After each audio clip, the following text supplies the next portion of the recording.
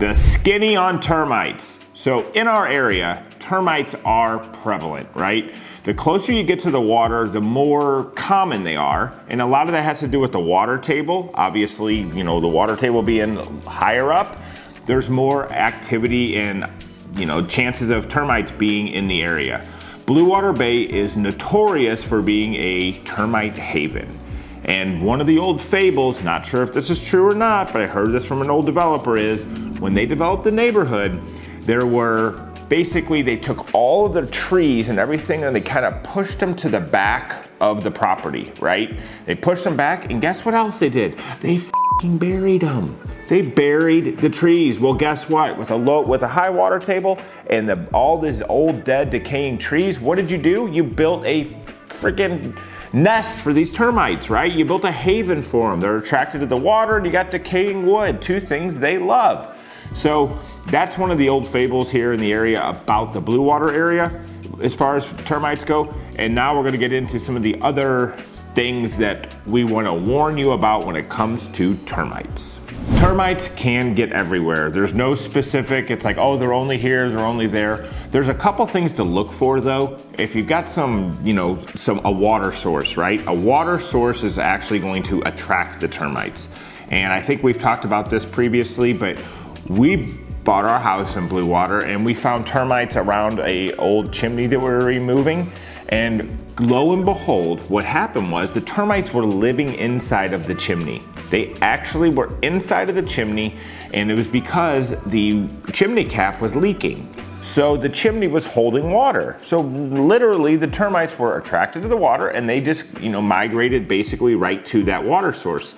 Ultimately, when we called Brian Pest Control for them to come over and look at the damage we had, the guy was literally on my roof and got on his cell phone and says, "Hey John, you gotta get over here and see this. I've never seen this in 25 years. You know what? That's some funny shit, except for when it's your house, right? So next thing you know, I got 2 or 3 guys over there on our roof looking at our chimney, and literally, I don't know that you could have got any more termites inside of the chimney. It was the most amazing thing that these guys had seen. Of course, I had never seen it before, so it was like no big deal to me, but ultimately we ended up with a bunch of termite damage. So our remodel, literally just went up about 50 grand with termite damage when we bought our house. But we had no idea. We had a termite inspection, but they had no idea because they were behind the wall. They were behind the drywall, right? So a lot of times termite damage, you don't even know what's going on because it's happening behind the drywall. And until they kind of burrow out of that drywall and actually show some signs where you're gonna actually see some tunnels and stuff, you really don't even know that they're back there just chewing away at your house. One of the things you want to look for, if you've got extra wood rot around your house, get rid of the wood rot, right? Something's causing that wood to rot. Typically, if you've got no gutters on the house and then the wood's sitting there and it's getting soggy all the time and it never really dries out, that's just, that's like, hey, termites, come on over here, come into my house. You're attracting them, right? So you want to make sure you don't have any water sources, like I said. And the other big thing is make sure you get a termite bond, right? A termite bond is something, they usually cost between $800 and $1,500 depending on the level of the bond. And what it is they put traps basically around the house and they secure your house from termites. So these traps are actually, they come out and they refill them every year. And so if the termites are coming towards your house, they're attracted towards these traps, which eventually they go in there and eat and then it kills them. But that doesn't prevent them 100%, right? It is a preventative maintenance, and hopefully you don't have them still into the house, because here's the reality.